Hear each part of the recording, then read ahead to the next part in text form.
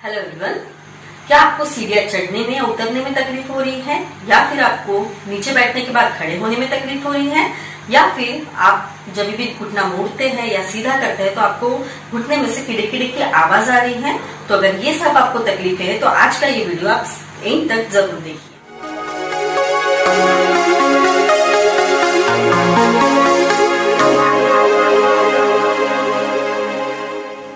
Hello everyone, I am Dr. Rucha and welcome to my YouTube channel Physio Rucha.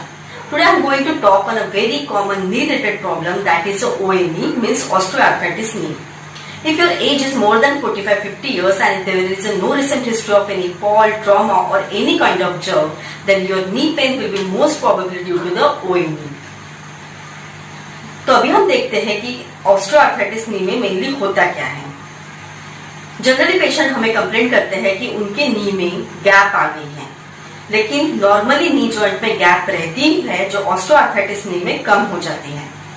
Knee joint एक synovial joint रहता है जो ऊपर thigh region में femur bone, नीचे tibia and fibula bone and बीच में पटेला यानी चपनी उससे बनता है।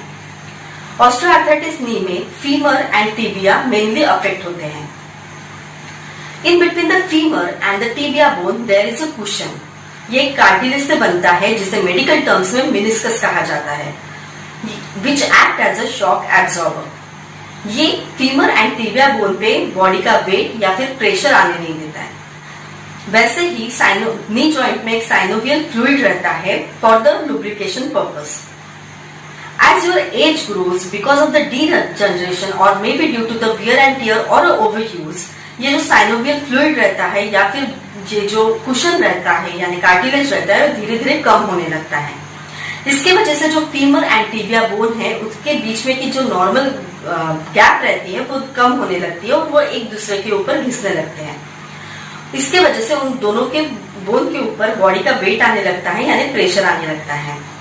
टू बियर द वेट, ये जो बोन्स के मार्जिन रहते हैं वो बाहर निकलने लगते हैं, जिसे कहते हैं ऑस्टियोफाइट्स।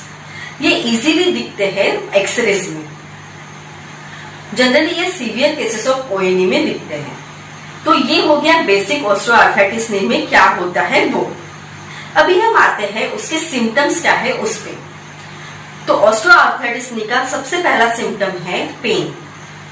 जब भी पेशेंट खड़े होते हैं या फिर चलते हैं तो उनका बॉडी का वेट उनके नी जॉइंट के ऊपर आ जाता है और उनका पेन बढ़ने लगता है। जैसे जैसे उनकी एक्टिविटी बढ़ती है उनका पेन बढ़ने लगता है। इसीलिए पेशेंट जो कंप्लेंट करते हैं कि उनको जब सीढ़ियां चढ़ते हैं या उतरते वक्त उनको तकलीफ होती है, क्योंकि उनके बॉडी का वेट उनके एक पैर के ऊपर आता है उस वक्त। नी जॉइंट का एक क्लासिकल सिम्टम रहता है यानी पेन उनका मेडियल साइड पे रहता है, नी जॉइंट के यानी अंदर के साइड में रहता है। सेकेंड सिम्टम इसका है स्वेलिंग। ऑस्टियोआर्थराइटिस नी में स्वेलिंग या फिर एडिमा बहुत कॉमन रहता है और उसके वजह से पेशेंट को हेवीनेस फील होता है या फिर डिस्कम्फर्ट फील होता है जब वे चलते हैं या नी जॉइंट की मूवमेंट करते हैं। थर्ड सिम्टम है क्रिपिटस। जैसे मैंने आपको पहले बताया है कि जो फीमर बोन रहता है या फिर टिबिया बोन रहता है, उन दोनों के बीच की जो कुशन रहता है वो धीरे धीरे कम होने लगता है या गैप कम होने लगती है। उसके वजह से वे दोनों बोन एक दूसरे के ऊपर घिसने लगते हैं। इसके वजह से जब भी पेशेंट मूवमेंट करते हैं नी जॉइंट की, उनके नी में से किड़े किड़े की आवाज आने लगती है। फोर्थ सिम्टम है स्टिफनेस यानी अकड़न। पेशेंट जो जनरली जो कंप्लेंट करते हैं कि वो जब रात भर सो के सवेरे उठते हैं तो उनको खड़े होने में तकलीफ होती है या फिर बहुत देर तक बैठने के बाद उनको खड़े होने में या चलने में तकलीफ होती है, तो ये जब वो जो तकलीफ बताते हैं ये उनके ये स्टिफनेस या अकड़न की वजह से होते हैं। फिफ्थ सिम्टम है मसल वीकनेस। जो थाई की जो सामने की मसल रहते हैं जिसे कहते हैं क्वाड्रिसेप, उसका काम रहता है नी जॉइंट को सीधा करना यानी कि एक्सटेंड करना, वो वीक हो जाती है ऑस्टियोआर्थराइटिस नी में। उसकी वजह से जब भी पेशेंट चलते हैं तो उनको इम्बैलेंस फील होता है या फिर उनका कभी कभी नी बकल हो जाता है, उसकी वजह से उनको गिरने का डर लगता है। सिक्स्थ सिम्टम है डिफॉर्मिटी। ऑस्टियोआर्थराइटिस केसेस में स्पेशली इन सीवियर केसेस कुछ मसल नी के वीक हो जाते हैं, कुछ टाइट हो जाते हैं। नी के साथ साथ उनके हिप के भी मसल इन्वॉल्व होने लगते हैं। उसकी वजह से जनरली ऑस्टियोआर्थराइटिस नी में दो डिफॉर्मिटी कॉमन होती है। पहली है fix flexion deformity.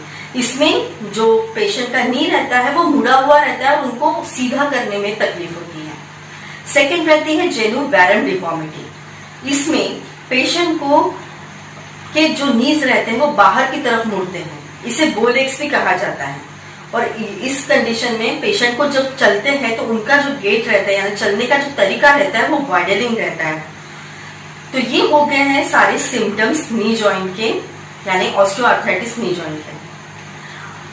Osteoarthritis knee joint की ये सीरीज में मैंने आपको बताया है कि बेसिकली ओएनी में होता क्या है, उसके सिम्टम्स क्या होते हैं।